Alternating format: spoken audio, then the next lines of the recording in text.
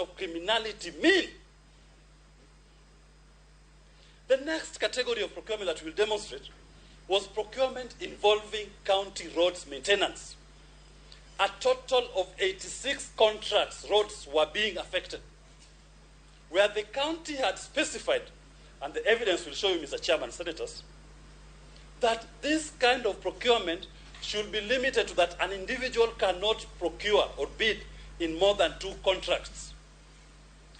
The deputy governor was pushing that an individual director of a company can procure using even 10 or 20 or 30 companies. Open it up that one person, Willis Otieno, for example, as we'll demonstrate to you, is at liberty to register 20 companies and bid for all the 86 roads that are going to be affected.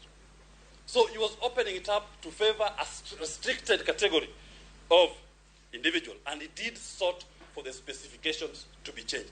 Evidence will show you how that ultimately confirms interference with the procurement law and an ongoing procurement process.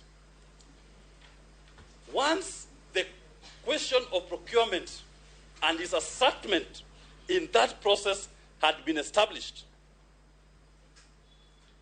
we will lead you to the next part of what now was turning out